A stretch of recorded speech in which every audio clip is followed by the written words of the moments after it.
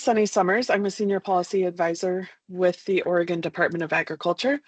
Let me turn off the transcript because seeing my words pop up on the screen is disconcerting. So I want to thank everybody for being here today. Today is, I'm just going to call it the LUBGWMA Rules Advisory Committee, or RAC kickoff meeting. We're going to start with kind of welcome and introductions, agenda. I'll talk to you about the rulemaking process and timeline and how we're going to operate as a group. And then Isaac and possibly Renee will, they have a PowerPoint ready for you to kind of go over what they've done and where they see this process going moving forward. So that's kind of the framework for today. We also will talk about future RAC meetings, and I'll get those on your calendar after this meeting as well. A Rules Advisory Committee is really intended for folks to provide feedback to the agency as we work through drafting the rules. They are public meetings, so folks outside of the invited RAC members can attend and listen in. I am going to ask that everybody stay on mute, and only RAC members are invited to provide feedback at this time. However, you can always send information to Isaac or myself and reach out and have communication with us. This is intended to be, as open a process as we can. And so to start, though, I would like to go through the list of RAC members and have you introduce yourself. Kind of how do you relate to this topic, or who do you represent, or what expertise are you bringing to the table? And then just to get to know each other as humans, not squares on a computer screen. I'm going to ask if you could switch jobs with anyone for a day, who would you switch jobs with? And so I'll start. Again, my name is Sunny Summers. I bring probably close to 22 years of experience taking scientific toxicology information and other legal information and putting it into plain language and trying to connect folks to resources. So that's kind of the expertise that I bring to the table today. And I think if I could switch jobs with anyone, it might be my 18-year-old cat, because he seems to have a really great time sleeping on the heated blanket this time of year. So with that, I'm going to go down the list that I have for invited RAC members, and we'll get to know a little bit more about each of you. So let's start with Greg Harris. If he's here. I needed some time to think of who I'd switch with. So. Right. Greg Harris. So I am I'm the director or general manager of farm operations for 3 Mile Canyon Farms. I'm in my 25th, been here 25 years and 3 days, actually, come to think of it. So started as agronomist, and now I'm general manager of operations. So we farm here within the LUBGWMA. We have a CAFO here in the LUBGWMA. We also have some rental farms that we farm under the DEQ permit, so Portomoro and Simplot facilities. And so a lot of experience in farming irrigated ag here in the Basin. If I could switch places with anybody, that's a tough. Probably my 19-year-old son, because he's at college having fun. So. Nice. Thank you, Greg. Okay, Jeff Spedden is a RAC member, but he is out of town for this meeting. He's a grower and with Agri Northwest. We'll have him introduce himself next time. Ascension Ibarra.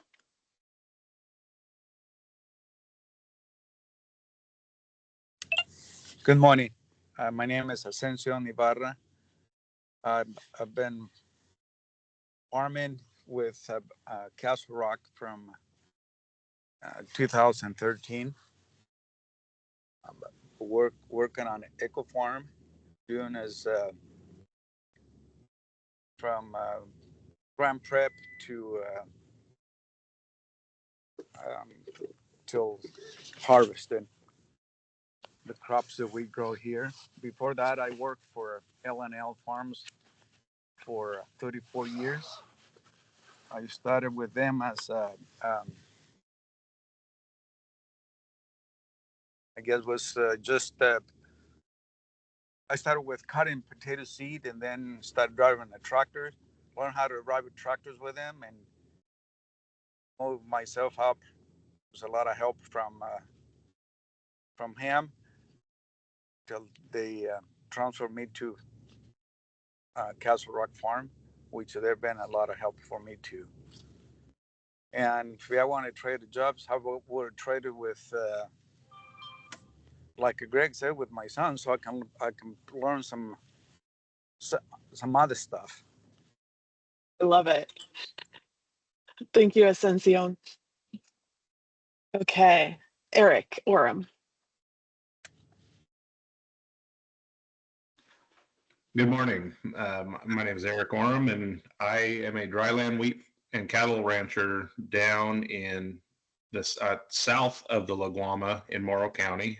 We do custom farming, custom seeding and spraying also, and we farm ground that is right on the border of the LUBGWMA. I'm also currently a board member for the Oregon Department of Agriculture. And I've been farming, I'm a first generation farmer, and I've been farming in Morrow County for 23 years. I farm with my wife and kids and my son that just got done with college and is moving home and is farming with us. Who I would switch with, probably my dad. He's retired.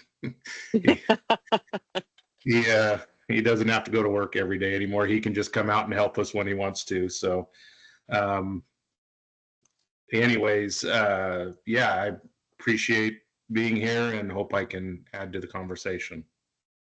Wonderful. It's nice to hear that somebody's family wants to come back and carry on that tradition. We don't always get to hear that.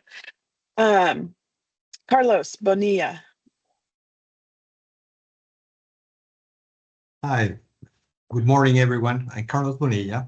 I'm director of the Hermiston Ag Research and Extension Center. I'm so glad to be part of this team and to contribute in some way to progress on this idea. My background is in agronomy. In my bachelor's in agronomy, my master was years ago in environmental engineering, modeling nitrate and water transport and movement in soils.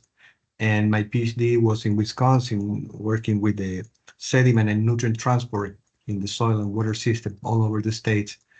And probably that will be something that I will try to contribute to this team. And if I can do something for that team, I would be very happy to do it. About jobs, I would like to go back to 1800s and to exchange my current work and job for the one that Lewis and Clark had at that time, where they discovered in a wonderful place like this one, wonderful region, but they were not worried about the issue that we have to take care today. So, so I would be glad to exchange my current work and job for the one that they had at that time. I love that. Thank you, Carlos. You're welcome. Bob Walder. Yeah, good morning. I'm Bob Walder. I'm Community Development Director for Umatilla County.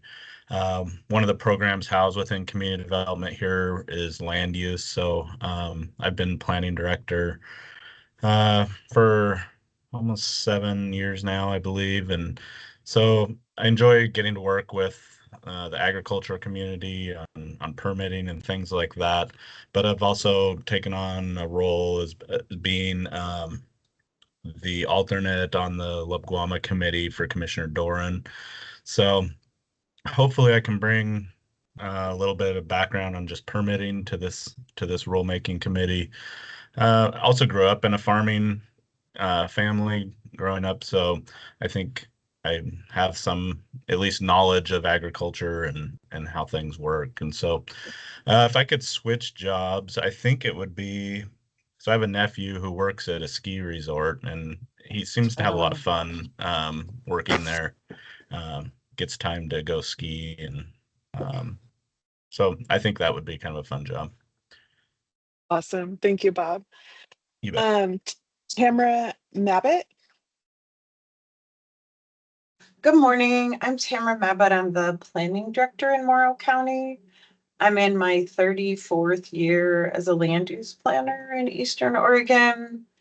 I've served in that role both in Umatilla and Morrow County. I grew up on a small dairy farm in Southwest Oregon. I would not want to change that, go back to the, I might want to be a farmer again, but not a small dairy farm. It's and I like working hard. It's just a lot of work.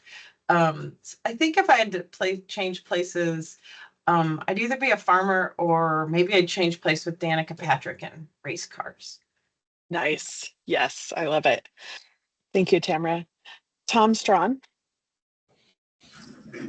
Yes, I've been involved with the LUBGWMA since the beginning. I'm on the Soil and Water Conservation District, and I've been a director there for 40 years. And so I participated lightly in the first few years, and then in '97, I went to work for ODA as a water quality specialist for this area. So I was the ODA representative to LUBGWMA for many years, and then retired in 2015, back to the farm, which I kept going the whole time I was working for ODA. Now I'm retiring from it. Don't have much left to do here. My son is moving up here this fall to take over some of the heavy duty stuff that I can't do anymore. So yeah, I've participated in the GWMA since the beginning, and I just can't seem to, give it up. I want to see this thing work out in the end. As far as who I trade places with, probably there again, my son. He's 20 years younger than me and has a whole lot more energy than I have anymore. So I'd like to, be able to continue doing what I have loved to do, on the farm for all my life. Wonderful. Thank you, Tom. Karen Lewatsky. Hi. Like I told you, I'm not going to force you to look at me, but if anybody really doesn't know what I look like, this is me being sick. So now I'm leaving. I've been, involved with the LUBGWMA now for close to 10 years. My professional role in this whole drama is that I'm the Water Program Director and Rural Partnership Lead for the Oregon Environmental Council. OEC is a group that works primarily on state-level policy issues related to water, transportation, climate, and environmental health. But we also work in on-the-ground situations, particularly something like the LUBGWMA work over the last years, which helps us take experience back to that policymaking role and say, wow, we've seen this on the ground. Here's some things we think we've learned and that we can contribute to how state policy could change. In terms of my background, you really don't want to know about anything before about 1990 because I was one of those wild child hippie kids and it's really embarrassing to talk about it. But I will say that since then, I got my law degree and a PhD in geography focusing on hydrology and water policy, both from the U of O. Then went to work in the late 90s for the Oregon Environmental Council, pretty much doing what I'm doing now. And then I left because I had a really interesting opportunity to work with an organization called Food Alliance, which certifies sustainable food production. I got to be the person creating the standards. Not that I have a background in agronomy, but that I know how to talk to a lot of really smart people. And so I got to interview folks and understand what professionals in the field feel sustainability really is, and then how to make tools to help evaluate the performance of a producer against those standards and criteria. And then at some point, I did international work on cattle production, mostly down in South America. And now I'm back here in Oregon doing what I started out doing in the late 90s, water and rural relationship building. This is going to sound really goofy, but I don't want to be anybody else. I really, I enjoy my life. I feel like I'm a really well-loved and supported human being in my personal life, and in my professional life, I find it really rewarding to do exactly the kind of work we're doing now, which is figuring out how to make it possible for us to all work together to achieve common goals. That's something that's really important to me. So I can't really give you anybody else. Also, I tried, but I couldn't think of anybody. So that's me. Thank you. Awesome. Thank you, Karen. Justin Green.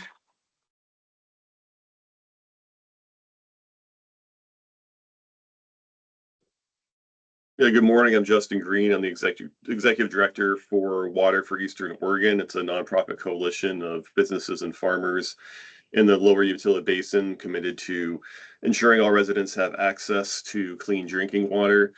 Prior to this role, I was the water quality administrator for the Oregon Department of Environmental Quality. And prior to that, I ran the water program and the air program for the state of Florida's Department of Environmental Protection.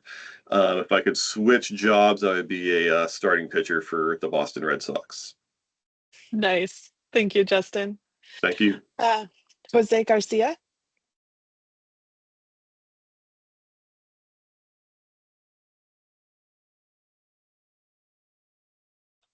Let's see. Looks like Jose not able to join us today. I don't see him on the list. Okay. Cheyenne Holiday. Good morning. My name is Cheyenne Holiday. I work as the advocacy manager at Verde, where I've been doing education, leadership development, and community engagement across the state. This is a fictional job or character, but I would love to be Nicolas Cage in National Treasure. I want to be like a historian, treasure hunter, do a heist to steal something. That sounds like it'd be really fun. Oh, I love it. Thank you, Cheyenne. Caleb Lay. Morning, everyone. I can't possibly top that, Cheyenne. I don't know how I'm supposed to follow that. I'm Caleb Lay, Director of Policy and Research with Oregon Rural Action. We work really closely with a large group of people who have contaminated wells in the basin, trying to secure, originally get them tested, get them water deliveries, things like that. Really excited to be here, grateful for everyone's time. Really excited for the work we're gonna do in this group. I gotta go back and copy Justin here. Only I'm gonna go with shortstop for the Yankees. Come on, man, Red Sox, really? Oh no. Well, at least it's not a U of O OSU rivalry today. We could Thank get there, you. I'm sure. I'm sure we could. Brad Spencer. Hi, everyone. Brad Spencer. So I work for Simplot Grower Solutions. I've been in the precision ag world for 7 years now. I've worked for Simplot for 5. So I'm the digital sales supervisor. What that means is I run a team of our precision ag technology vendors through the Columbia Plateau. What brings me to this is we have 12 to 1,300 moisture monitors out a year on the Columbia Plateau. So we also have other environmental devices. So this whole LUBGWMA thing over the past 5 years has evolved for us. Where it started, we sold probes just for the growers management, but now it's turned into, helping them navigate these new things. So I'm here to hopefully be helpful and share any insights I have on the technology side. If I were to switch places with anyone, I kind of agree with Karen. I wouldn't really want to switch places with anyone. I'm pretty blessed to have the job I have and work with the growers all the different growers that I get to work with on a day-to-day. So happy to be here. Awesome. Thank you, Brad. Mike Hyatt.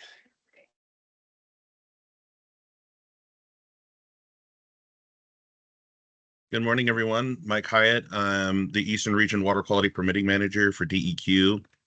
I've been with DEQ for about 10 and a half years now. And prior to that, I worked for a company called JELD-WIN, a window and door manufacturing company out of Klamath Falls as an environmental engineer.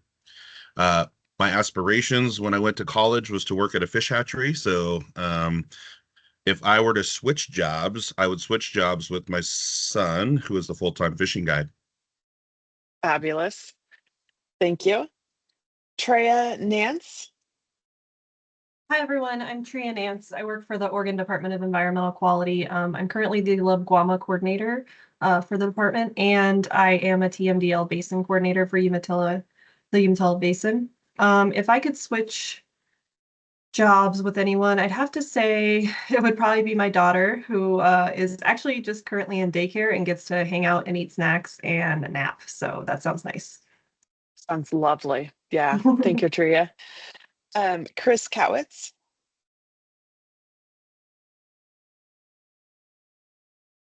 Chris on the list. Looks like Chris Hi guys. is.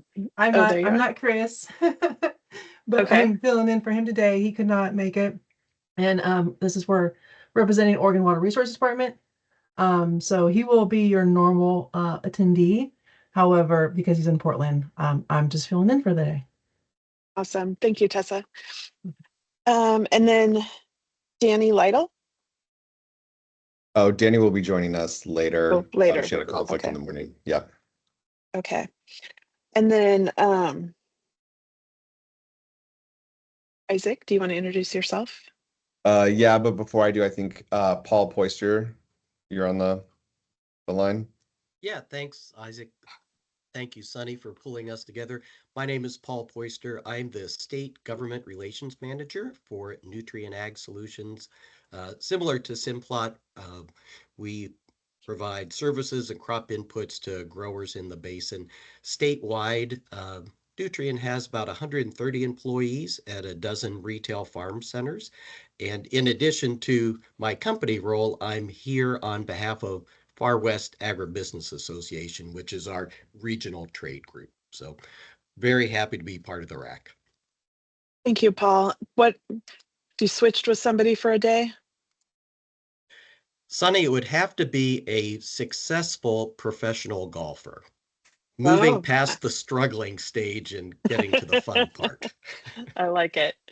Awesome. Thank you. I apologize that I put a dot next to your name without calling you. Okay, let's go with Isaac. Sure. Morning, folks. Isaac Stapleton, Natural Resources Division Director for ODA.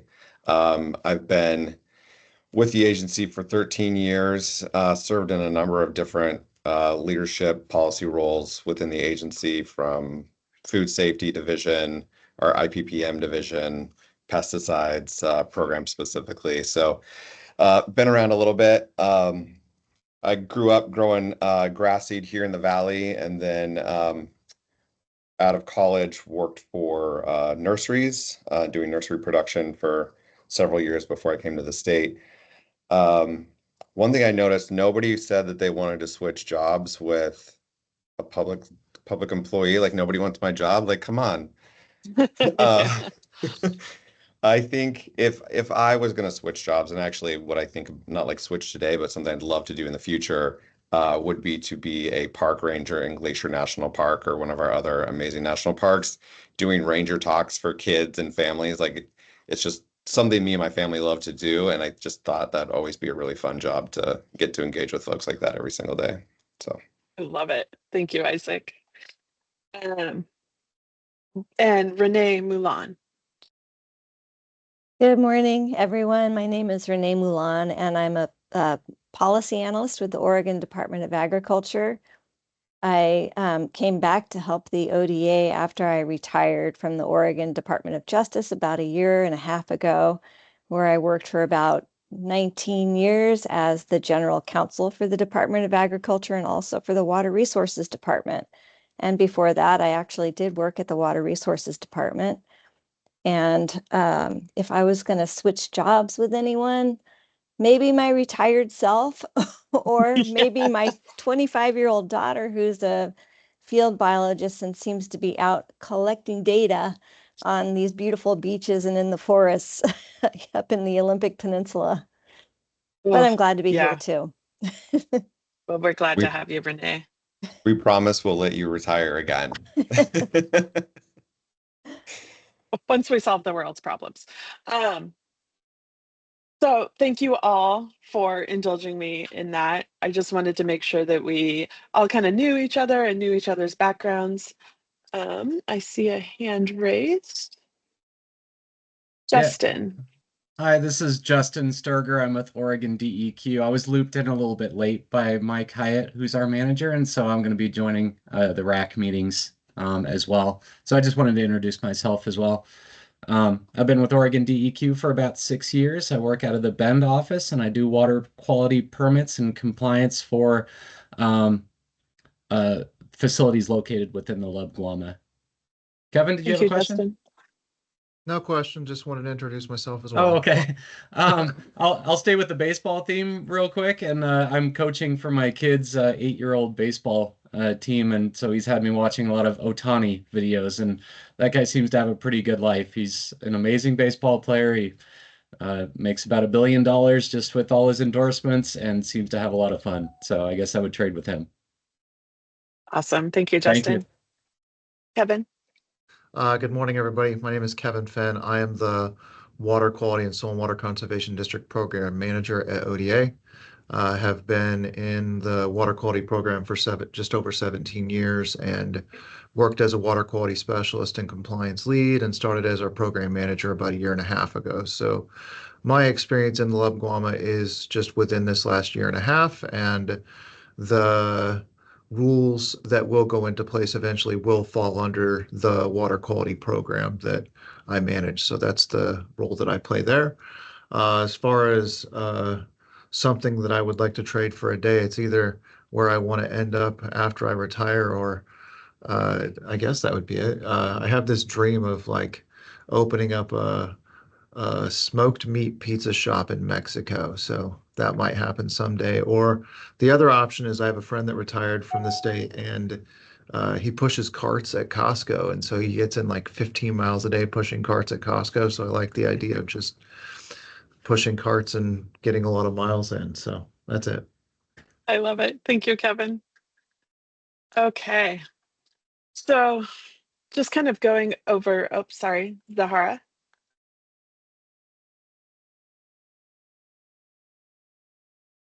Oh, you're on mute, Zahara. Sorry. So I will be attending the meetings too. I'm working as a soil scientist at DEQ, and my background is related to soil and nutrients and different crops I have worked on during my PhD and during my master's, so more than 10 years of research experience. And I feel blessed in my job because this is what I want to do from the very start. Thank you. Thank you, Zahara. Okay. So moving on, basically, I just wanted to give everybody kind of a framework for what we are looking at moving forward. So Isaac and Renee and others have been working on draft rules. We're bringing those to you, the Rules Advisory Committee, or RAC. We're going to be really thoughtful about this and probably have 5 to 6 meetings over the course of the next 6 months to really go through these in a thoughtful manner. Once we have those rules in a place where we feel like they're pretty close, I'm the rulemaking coordinator for the agency as well. And so I will be filing those proposed rules with the Oregon Secretary of State. That will start a public comment period that's about 49 days long, typically. We will have the opportunity for everybody to provide feedback and comments, both written and verbally. And we will make sure that we have translation services available for the public verbal comment period, so that we really do want to hear from all aspects of the community. And then once we've gathered those comments, I create a report that goes to our director, and Isaac and I will share that feedback, and the director will decide if the rules are appropriate to file as permanent, or if we need to go back and do some adjustments. There's always an opportunity for reopening that public comment period. Typically, we like to do enough work ahead of time that we feel pretty confident that it'll work for the community. But that's kind of the general framework that we're looking at over the course of the next probably 6 to 8 months, including that public comment period. More specifically, you see kind of a timeline here. So March through July, and if you see me turning my head, it's because I have two monitors here. Holding those kind of monthly RAC meetings. We anticipate filing the rules in September. The way the Secretary of State works is if you get them in by the beginning of the month, they go in the Oregon Bulletin. Then we would have our public hearing early October. Then we would take that time to review those public comments, as I mentioned, and work with the director, revise them as needed or not, and then likely adopt rules in December that would go into effect at the beginning of the next year.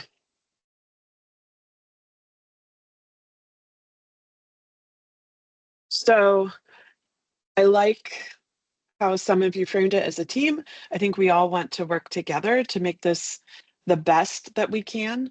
So as RAC members, we're asking that you attend and participate in the meetings, that you provide information or recommendations on those draft rules. And then we're also going to want closer to the end comments on the potential fiscal impacts that these rules might have on all aspects of the community. So as you're going through these rules, keep that in the back of your mind, because we're going to spend a lot of time at our last meeting talking about what the potential fiscal impacts are. And then our job as ODA is to facilitate these meetings and try and get us to work together and build consensus around these rules. So, of course, we're all adults and humans, which means we know how to be respectful, but we're also going to have some really strong feelings. This is a really hard topic. We get it. We want to hear what you have to say, but be respectful. If you're not speaking, please stay on mute. You can use the electronic raise hand feature, or I'm pretty good about seeing when people come off mute, but because we have so many folks attending these meetings, I might miss you. So please use that hand feature. Teams makes it a little bit easy. It's in that bar across the top, and you just see the icon for the raised hand. And I think it's really important to have kind of a framework for what questions you need to be thinking about when you're providing feedback. Are there parts of the rule you actually like, right? Let's start with the positive. Share that with us. Do you have suggestions for improvement? Don't just tell us you don't like it. That's not going to help any of us. Tell us what you think could be fixed in the part that you have concerns about. And then, are there any points that need clarification or any additional information that we should be considering? So these are kind of the framework questions.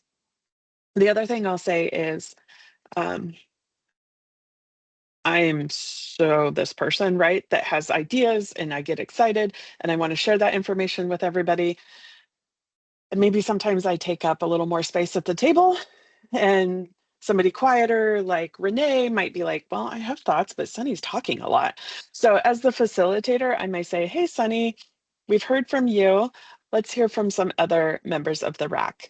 So kind of keep your comments to 2 to 3 minutes when I do call on you. And if somebody else has already shared that, it's fine to say, I agree with what Renee had to say, but we don't necessarily need you to say what Renee already said. So keep in mind, if you're just repeating, we want to hear everybody and want to hear new thoughts and ideas. So keep that in mind as you're formulating your comments as we go through these rules. And so with that, I'm going to turn it over to Isaac and Renee, and I'll run the screen in the background and call on folks as needed. Thanks, Sunny. Yeah, and before we jump forward, the other thing, just to remind folks, right, everybody at the table is bringing other folks that aren't actually in the room with them, right? You all represent communities or groups or perspectives. And so like we fully expect that, you know, as this process goes on, that you're having conversations with other people between meetings and getting their input as well. And then you know, bringing those types of perspectives and comments back to the table. So, you know, make sure that you are doing that. The more input through this initial technical review phase that we get, you know, the better outcome for everyone in the end for the rules. So really encourage folks to think about who else that they're representing at the table, as they say here. So, okay, so Sunny, can you go to the next slide? Just doing a little background or stage setting for where we're at. This is going to be a recap for many folks sitting at this table because of the long history that has been in this region. There has been a lot of work. This GWMA was, you know, designated back in the late 90s. And so there's been a ton of work. We heard from Tom and many others that have participated in this for a very long time. I think the state at this point, for a lot of reasons, has a renewed commitment to providing leadership and taking on the role of addressing the issue. So we're starting from that point. Obviously, high levels of nitrates pose serious health risk to the populations who are consuming that water. And we want to make sure that what we're doing is ultimately going to mitigate additional nitrate to the situation and eventually provide clean drinking water in those domestic drinking water wells. And then, yeah, I think that's it for this slide. Slide, can you go to the next slide? Yep. So, there we go. There you go. Thanks. Right. We also know that agriculture and irrigated agriculture in particular, because water is a driver of nitrogen through the system and the soil profile. There's a lot of that's used in agriculture. It's a required nutrient for crop production, and that's important to the economy in this region, and it needs to be taken into consideration. There's also permitted and non-permitted sources of users in the region. So as Greg mentioned, he's on a permit for the CAFO operations and port water. That's one aspect. And then there's the land mass of folks that are not covered under a permit. And that's a significant chunk of some of the ag production that occurs out in the region. And then that group of folks is, you know, currently under the regulatory structure of the Ag Water Quality Program, or what we refer to as the Non-Point Source Program. Next slide. So our approach, as we thought about this exercise to look at what additional rules may be necessary or could be put in place to address that additionality, was first, we wanted to make sure that we're sticking within our existing authorities. This is not a process of asking for a new piece of legislation that would be required from the legislature to say ODA needs this to be able to do this work. So we're looking within our existing statutory authorities for rulemaking. And we're also, as state agencies with limited resources, trying to make sure that we're cognizant of both of our staffing and our financial resources to implement programs. So we could do a ton of things if we had a ton of money and a ton of people really quickly, but this really is scaled to look at existing resources in the moment. And we also wanted to be able to provide reasonable assurance that these rules are gonna be beneficial to the problem. Like they're not government coming in and creating an arbitrary rule because we think it can, or it's tied to nothing. And so we really wanted to think about what are the mitigations that we could be putting in place that have the real potential to address the problem over time. And then thinking about that big group of users across the landscape and making sure that they know their crop, they know their land, they know their production systems very well. You are all the experts who are growers in what you do, but we wanted to make sure that we were putting parameters around that operation that was clearly targeting that additionality and making sure that everybody was kind of following that same playbook of making sure that we were all good users of those resources. Next slide.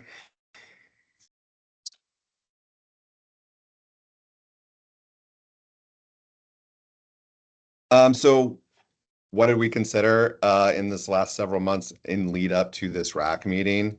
Renee has done a ton of work along with some of our other staff in looking at what have other states done. So we surveyed some other states. We had conversations with other state officials on their programs.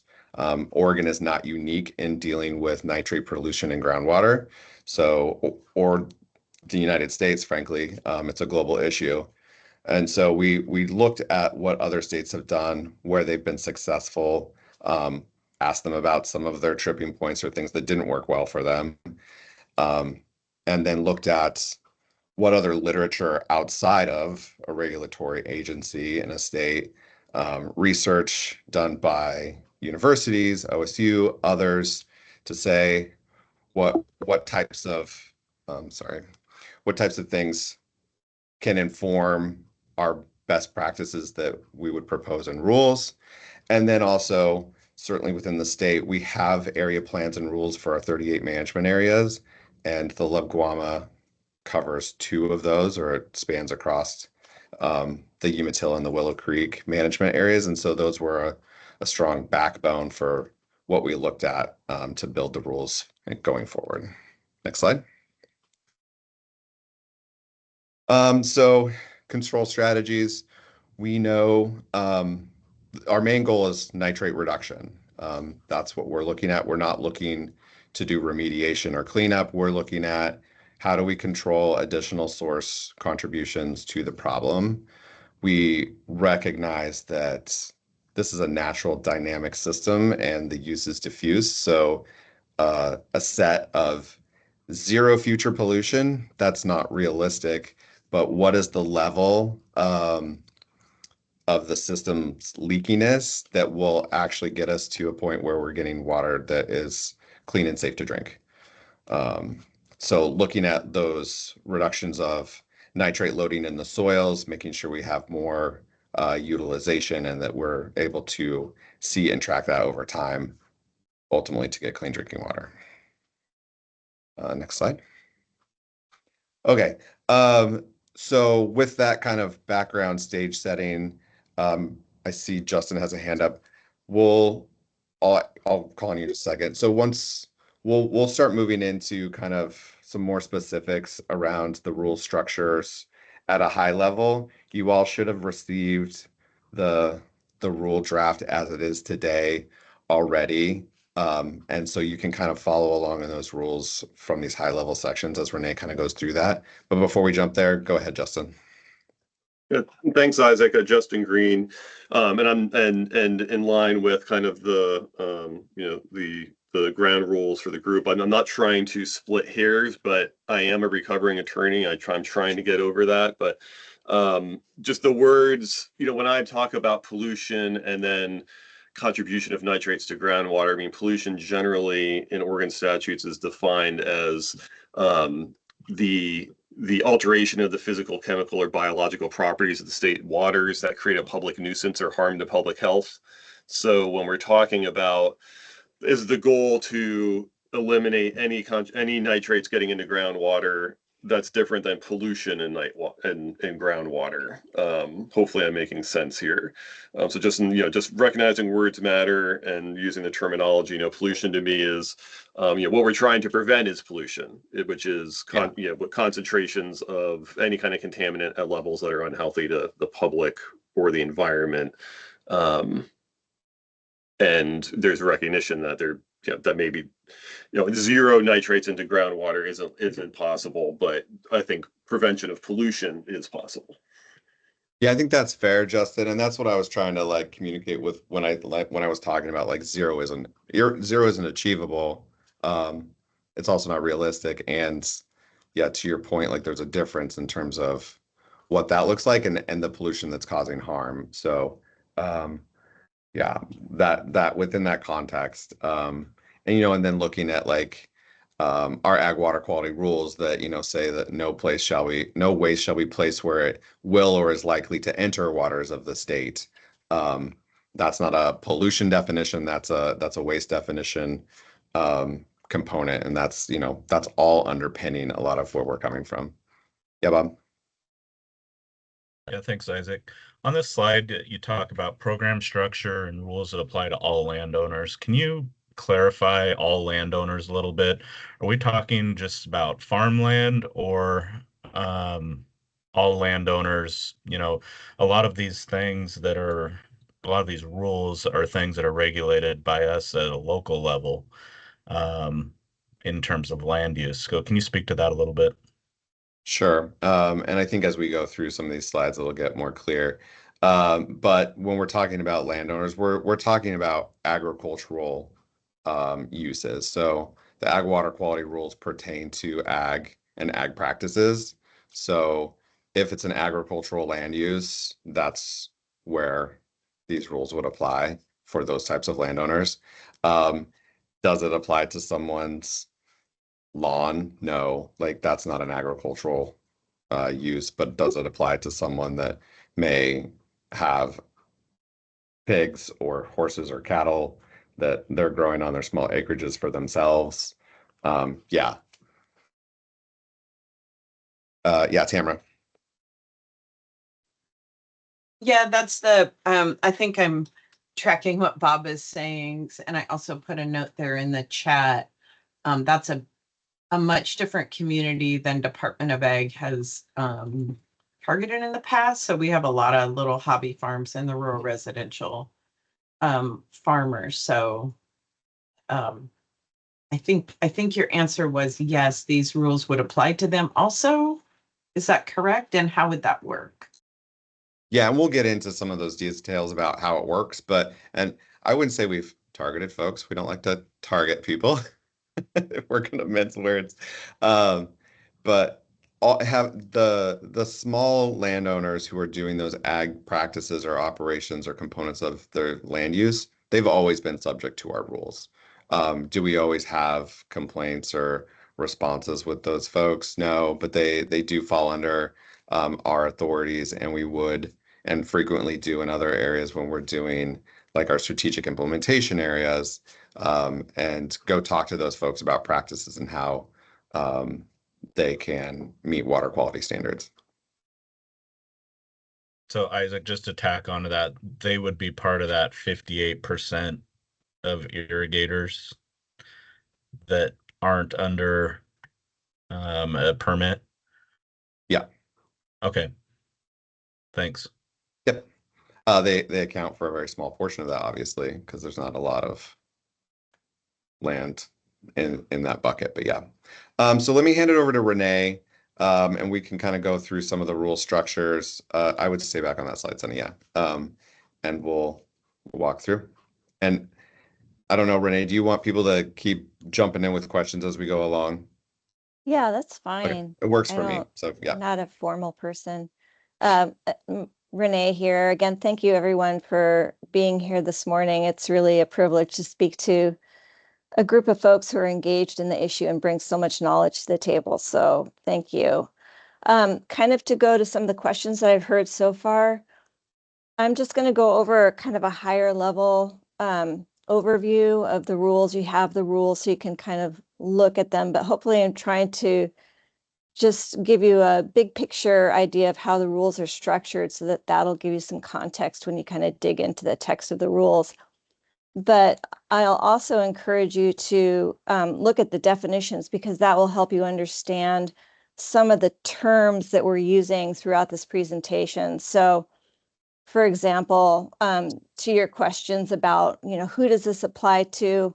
Well, it applies to all landowners. What's a landowner? Well, a landowner is actually a statutory term that comes from ODA's non-point source pollution laws, and landowner is the term that the statute is using, and it includes operators and managers, and whoever is actually actively farming the land falls under that big definition of landowner. And then you'll see that the definitions also speak to agricultural activities. So anybody who's performing agricultural activities on agricultural lands is subject to these rules.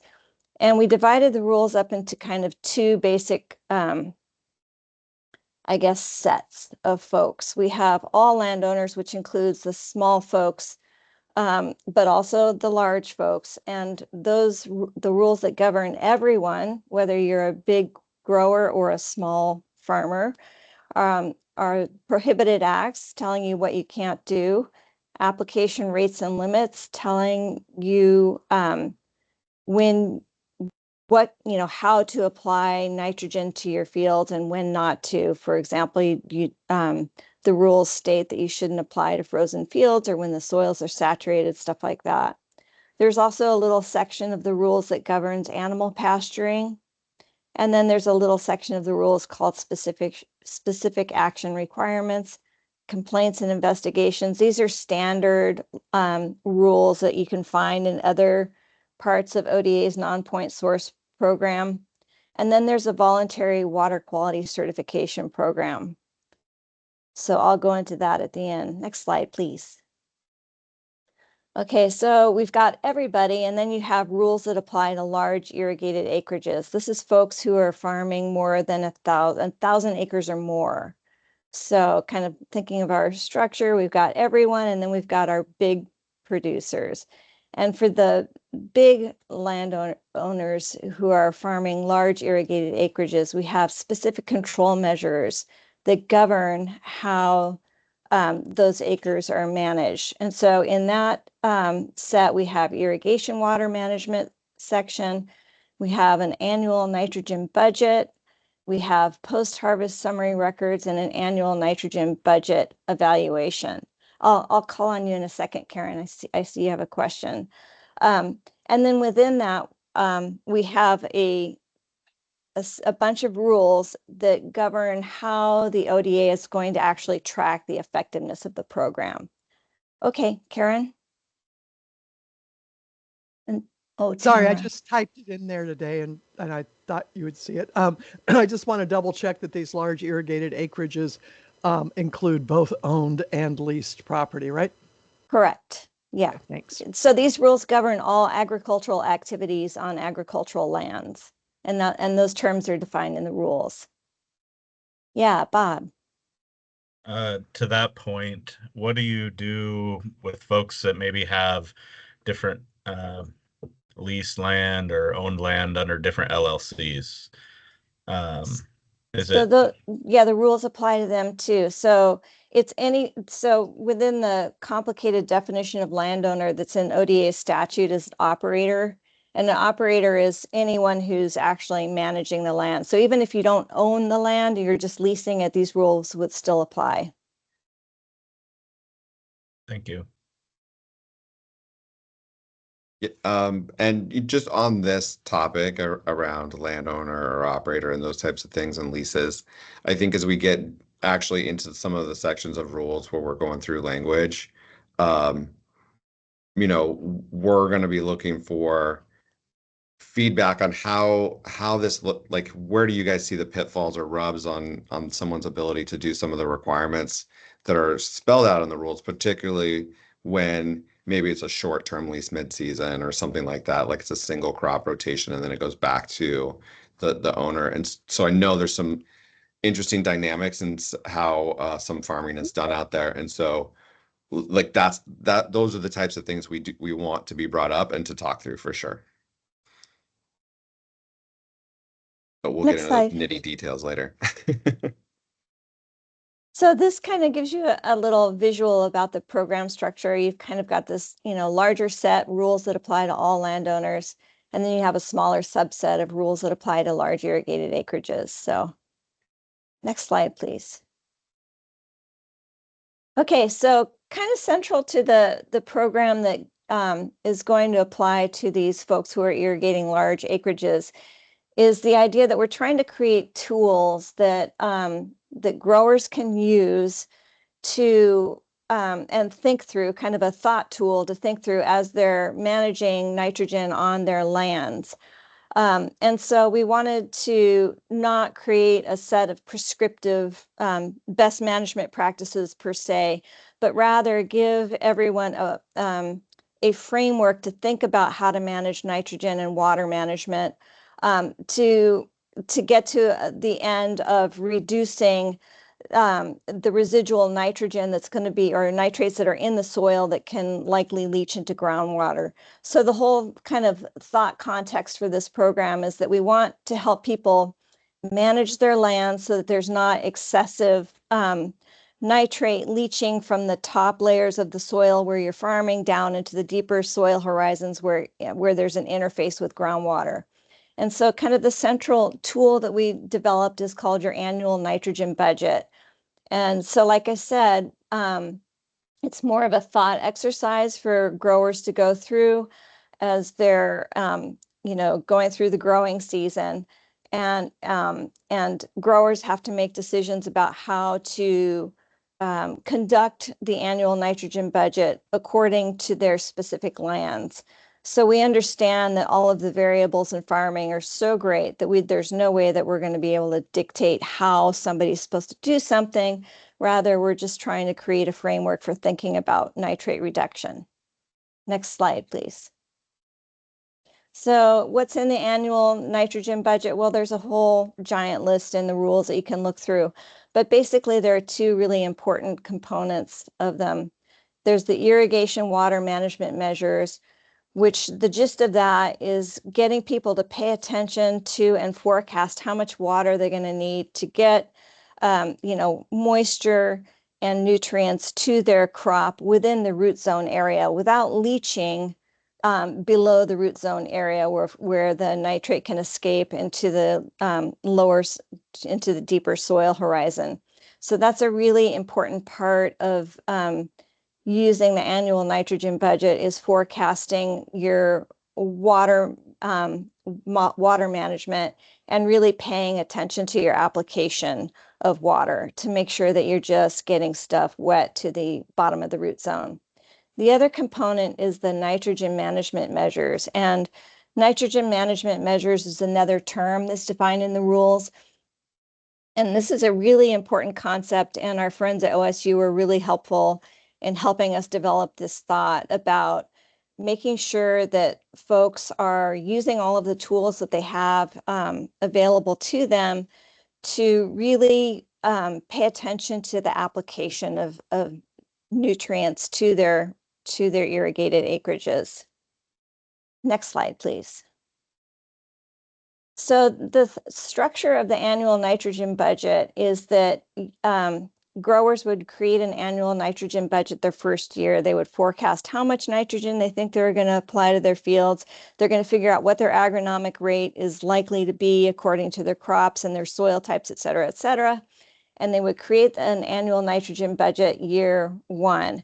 And then they would implement their budget through the growing season. And so they would try to put into practice the things that they forecast at the beginning of the season. And then at the end of the year, they would take a look and say, how did I do? So they would evaluate the effectiveness of their budget and see whether or not they were able to follow it. So there are a couple ways to give yourself a report card on how you did with your annual nitrogen budget that are described in the rules. One of them is by fall soil testing. See how much nitrate is left over in the soil after the harvest is performed. But there's another method that I'll talk about later.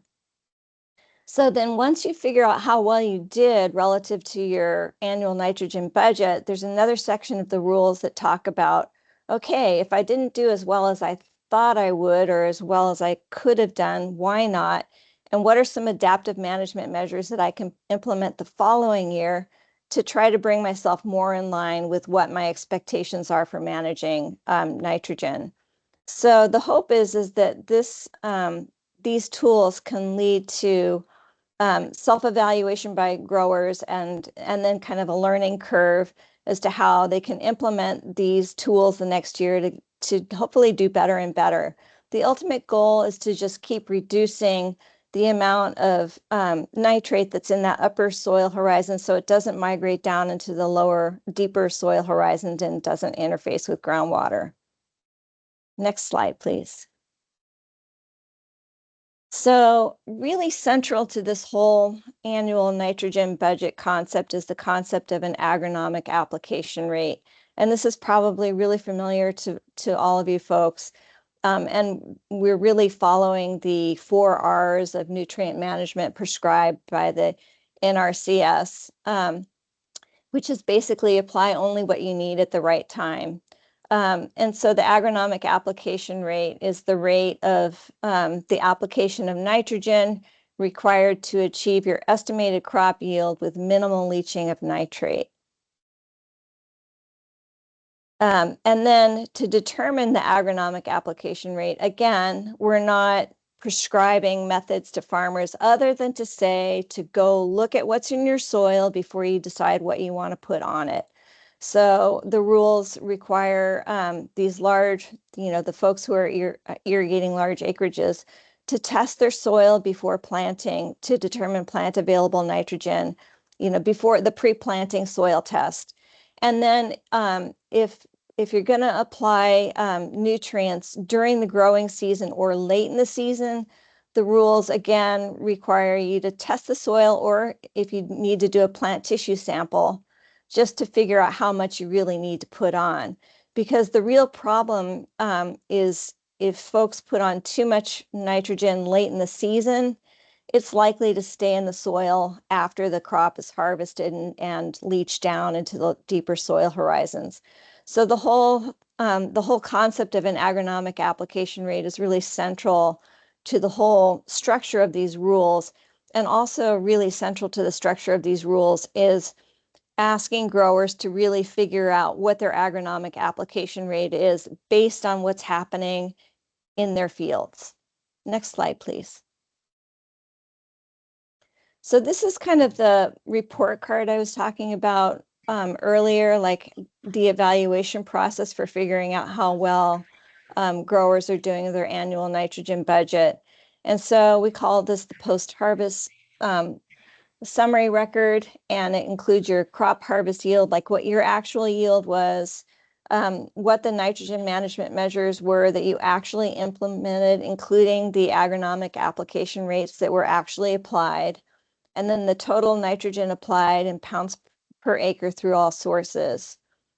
So it's just kind of documenting all of the data that was in your annual nitrogen budget instead of it being forecasted data, it's like what you actually did.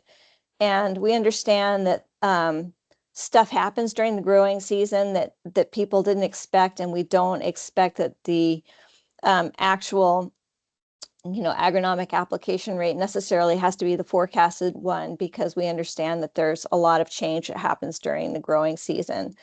And really important to this for everyone to understand is that the ODA is not using the annual nitrogen budget as a regulatory tool. So if a grower doesn't manage to comply with or follow their annual nitrogen budget, ODA is not going to come in and issue a regulatory notice because that's not the intent of this section. The intent of this section is to get folks used to using these tools to minimize residual nitrogen, nitrate in their fields after harvest. So that's an important point for folks to understand. Another important point is that, when you look at the rules, I've gotten a lot of really well justified feedback that, gee, they're really wordy and long, which I agree with. But just remember that ODA is hoping to develop a bunch of worksheets that accompany these rules so that folks who are using these tools don't have to sit down and read the rules and and try to construct a report from them. We're hoping to develop worksheets so people can fill them out online, and that hopefully will help them develop these documents that folks need to keep in order to implement the rules. And the other important point for folks to understand is that the documents that are generated through this program are not submitted to the Oregon Department of Agriculture. Instead, the Oregon Department of Agriculture is asking growers to make sure that the annual nitrogen budget and the post-harvest summary record and the soil samples are certified as correct by someone who is qualified to review these kinds of documents and can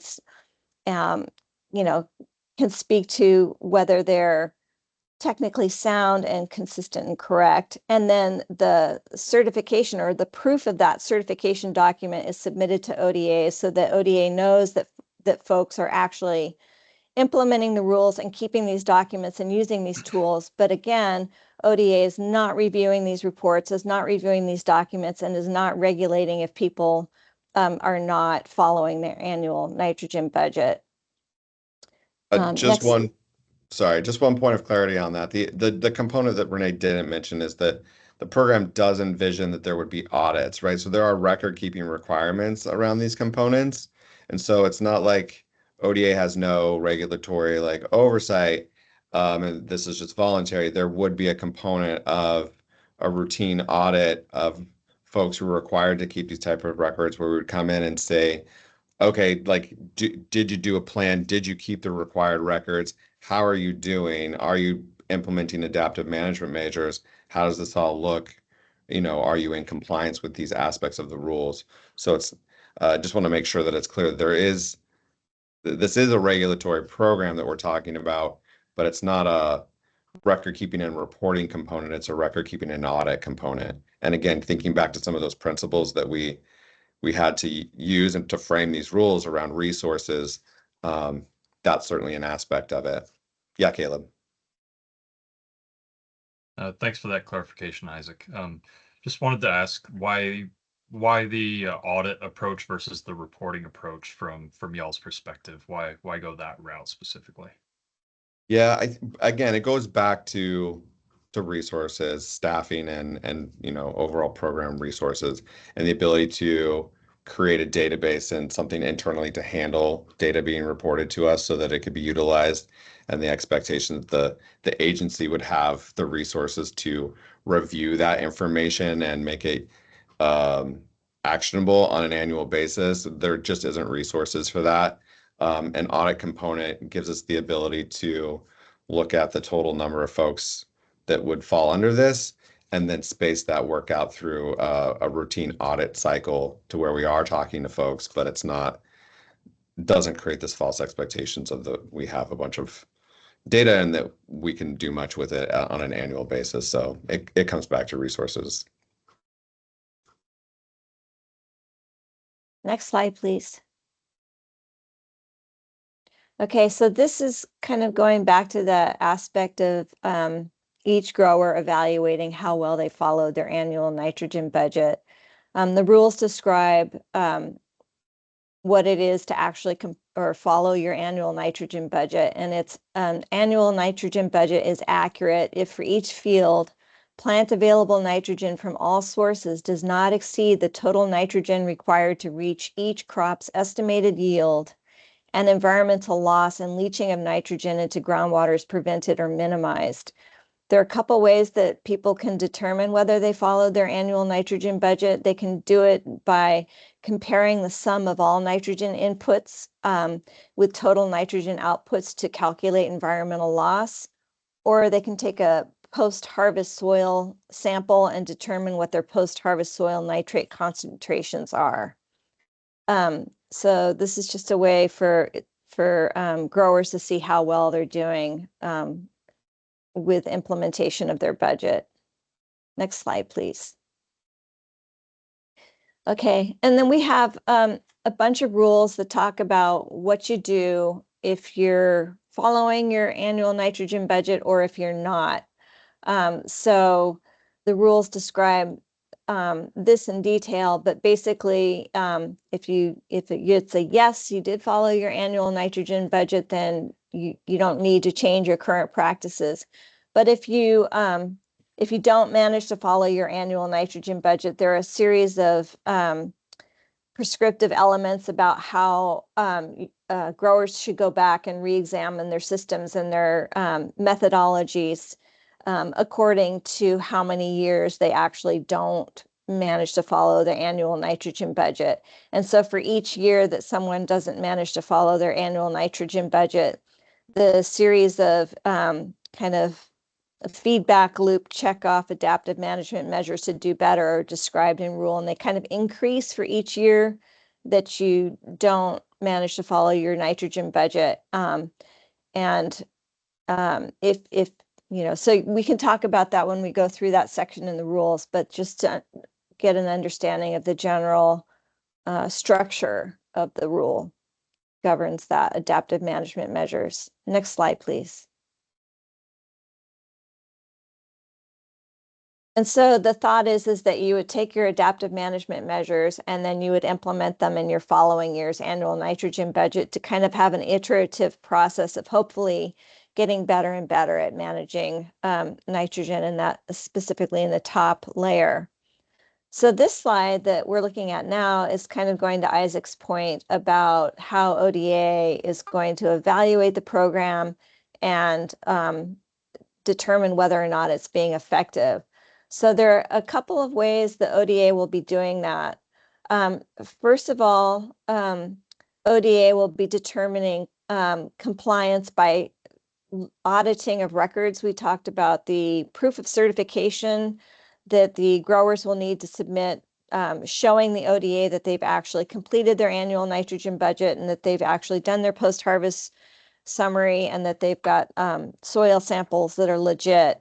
And so those documents will be submitted to ODA, and ODA will be able to audit those to determine whether or not growers are actually, you know, keeping the records that they're supposed to keep under the rules.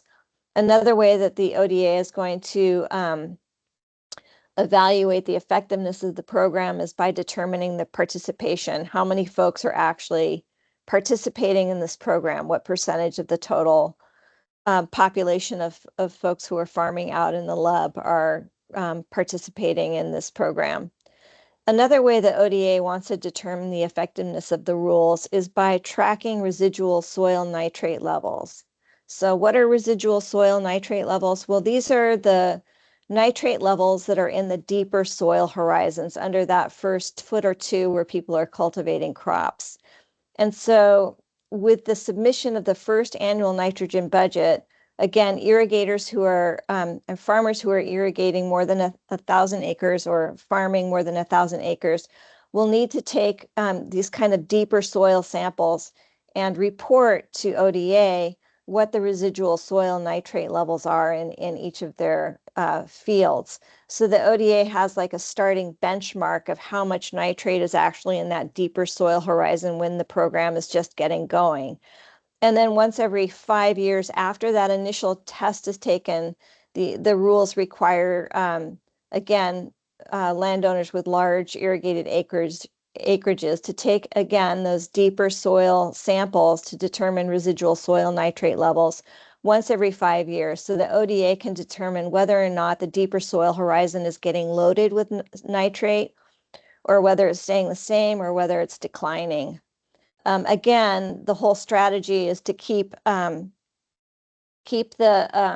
nitrate management in the top couple feet of the soil horizon at a level where we don't have additional nitrates leaching into the deeper soil horizons.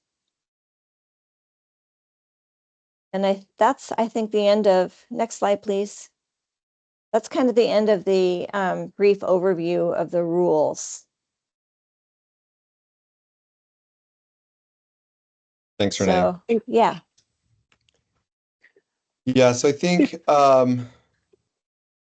Sunny, we can go through the schedule for the next time. The next meetings moving forward, we'll really be looking at sections of rule language and going line by line and saying, you know, is there input on this definition, or is there input on like this section and how it's phrased and what it's trying to accomplish, and get the direct feedback as we move through.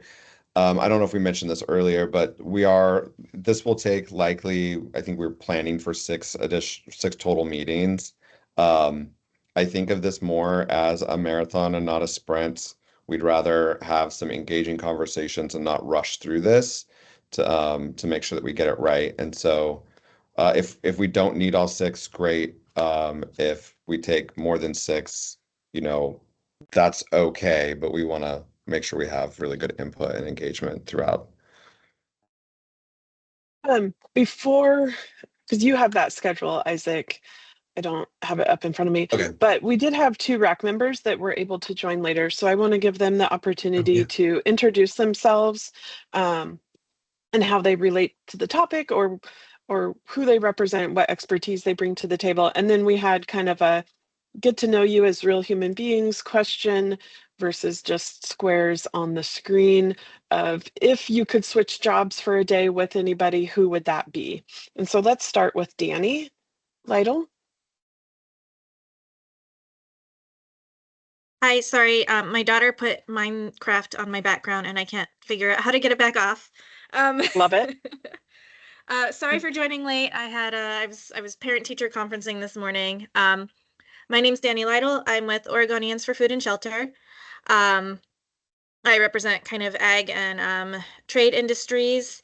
My background, my degree is actually in entomology, but I've worked in extension in tree crops in California, and actually down there was the rollout of a similar irrigated lands management program for irrigated agriculture down there. And so I was definitely involved with a lot of grower education and some of the hiccups that were encountered on the outreach and education side as that program rolled out. After that, I was at Oregon State for 5 years, working primarily on pesticide registration issues, and jumped over to Oregonians and Food and Shelter last year. So I'm really excited to get involved with this group. Who would I change? I guess I'd love to be a zookeeper for a day, especially if there's babies. So Love it. Thank you, Danny. Yep. And then Jose Garcia. All right. So let's see here. Nope. I know I was having problems early to get in, so I don't know. You keep hitting it. Okay, can you hear me now? Yep, perfect. Can you guys hear me? Okay, thank you. Yeah, so sorry I was late. I was having problems with the computer earlier, and then plus not only that, but I've been fighting a cold this week. Oh no. So I've been surviving on halls, and I think I'm gonna make it. So I wasn't sure whether I wanted to be here today, but that was one of my main priorities to join this, the RAC, and be part of it. I'm the program director for New Horizons, and I'm also the public seat for the WLAMA committee. So I would love to, be. I want to thank Isaac for the opportunity and everyone else. I want to be part of the input and the engagement here, and I don't know if I want to change jobs for a day. I don't know. That's a tough one. In the industry that I do today, it's like I wear a lot of hats, so I don't know. Maybe I would like to be, I don't know, a senator for one day. So- I love it. Thank you. And for those who weren't able to join earlier, I will put a link to the recording of this meeting on our rulemaking page. I'll put that short URL in the chat again. Isaac, if you want to kind of close this out, Yeah. that would be great. So we're looking at the next meeting to be scheduled for April 23rd from 10:30 to 12. And we'll send these dates out so you don't have to try and scramble to write them down.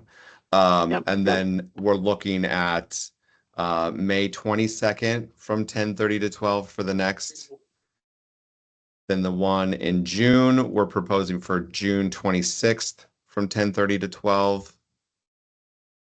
July 24th from 10:30 to 12. And then August 18th, 2 to 3:30.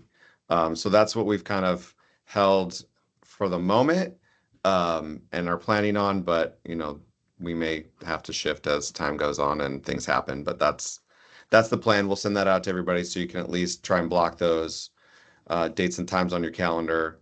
And before each meeting, hopefully at least a week before, we'll try and get you the agenda with the specific sections that we plan to really focus on, so that you are prepared for at least the language that's in those sections. So any questions before we wrap up? Yeah, Bob. Yeah. Would it be possible to get a list of all the RAC members and kind of their affiliation? Yeah. Thank you. Absolutely.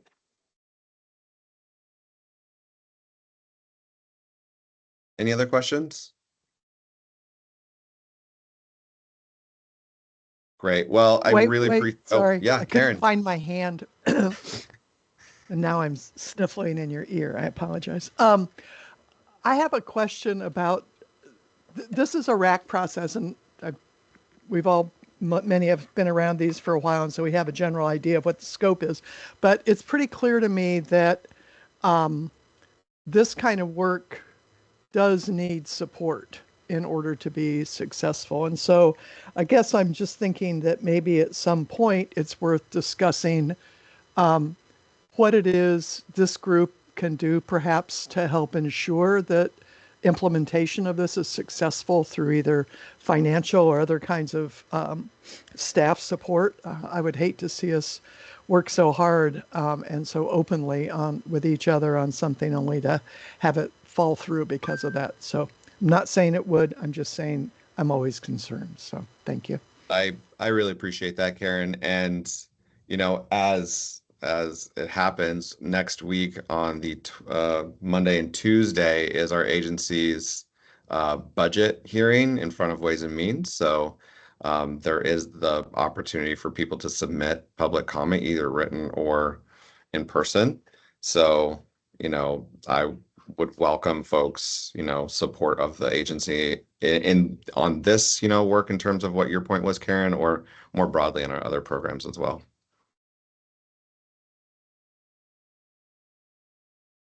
Okay. Well, again, thank you. I really appreciate you guys taking time out of your days. I know you're all very busy working professionals, and it's a lot to ask you to come spend an hour and a half with us. So I appreciate it, and I look forward to working with you all over the next several months. Thank you. Isaac. Thank you. Thanks all. Bye. Thank you. Thank you.